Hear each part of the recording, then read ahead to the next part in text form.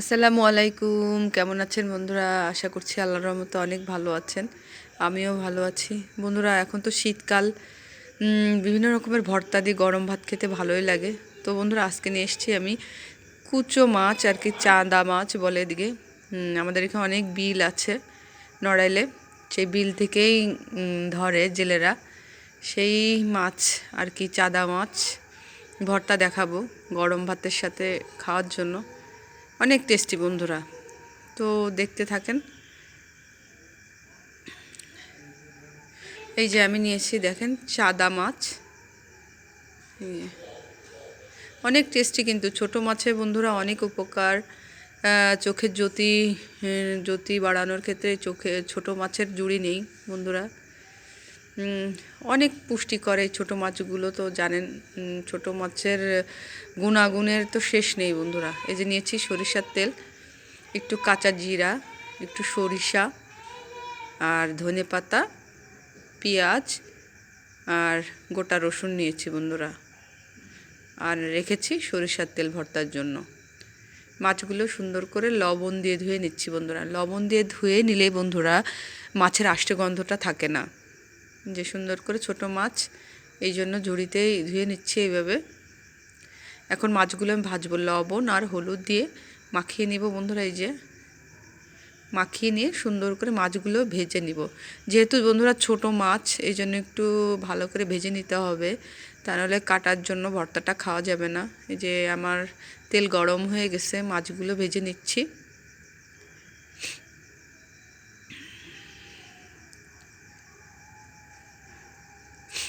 মাছ বন্ধুরা ভেজে রাখার পরে এই যে আমি কাঁচামরিচ, পেঁয়াজ, রসুন, এই যে এইভাবে একটু টেলে নিব ভালো করে। বেশি কিন্তু কড়া ভাজবো না বন্ধুরা, খেয়াল রাখতে হবে। বেশি কড়া ভাজলে তিতা লাগবে ভর্তাটা। দেখেন হালকা বাদামি হয়েছে। এরপর ধনে পাতাটাও একটু টেলে নিচ্ছি। ধনে পাতাটা বন্ধুরা এরম করার কারণ হচ্ছে, ধনে পাতা যে কাঁচা গন্ধটা থাকবে না ভর্তাতে। এইভাবে দিলে খুব সুন্দর একটা সেন্ট আসবে এবং কাঁচা গন্ধটা ধনে পাতার বেরোবে না, এই জন্য টেলে নিতে হবে। জিরা আর সরিষা দিয়ে দিলাম গোটা। ভর্তাতে বন্ধুরা ধনে পাতাটা এভাবে একটু টেলে নেবেন, তাহলে কিন্তু ধনে পাতার সেন্টটা ভালো পাবেন। এই দেখেন মাছটা এইভাবে ভেজে নিয়েছি আমি। আর এই যে সব মশলাগুলো, রসুন, পেঁয়াজ, ধনে পাতা, গোটা জিরে, গোটা ঝাল, আর গোটা সরিষা এইভাবে ভেজে নিয়েছি। এখন এগুলো আমি শিলনোড়াতে বাটবো। এই দেখেন কী সুন্দর মিহি হয়ে যাচ্ছে, কোনো কষ্ট নেই বন্ধুরা এইভাবে ভেজে নিলে। ভর্তা মানেই তো বন্ধুরা শিলনোড়া, আলাদা একটা মজা। বিশেষ করে এই ভর্তাগুলো বন্ধুরা চেষ্টা করবেন গরম গরম ধোয়াটা ভাতের সাথে খাওয়ার জন্য। নিমিষে 1 প্লেট ভাত খাওয়া যায় এইসব ভর্তা দিয়ে।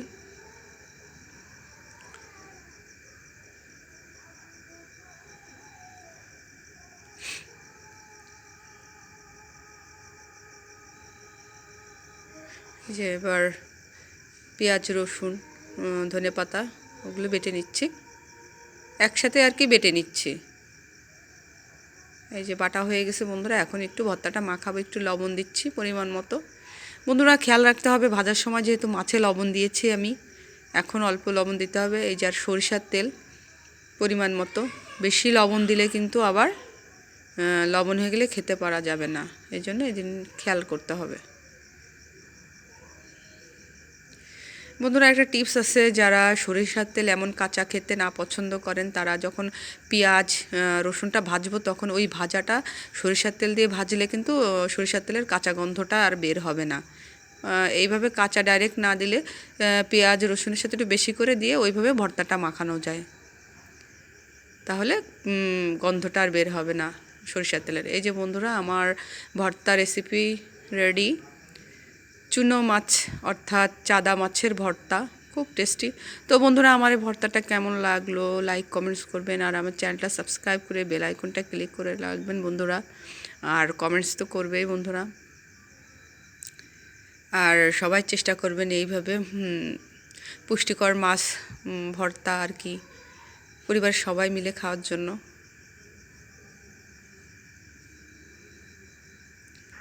অনেক টেস্টি বন্ধুরা এই ভর্তাগুলো।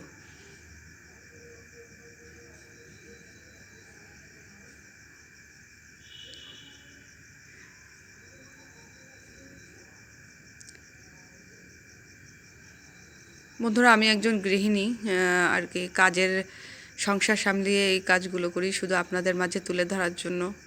তো আমাকে সাপোর্ট করে আর আমার চ্যানেলটা সাবস্ক্রাইব করে লাইক কমেন্টস করে এগিয়ে নেওয়ার অনুরোধ রইল বন্ধুরা। আমার পাশে থাকবেন সবাই।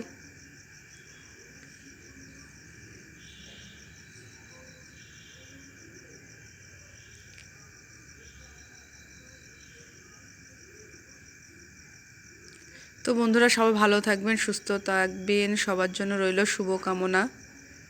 ধন্যবাদ সবাইকে।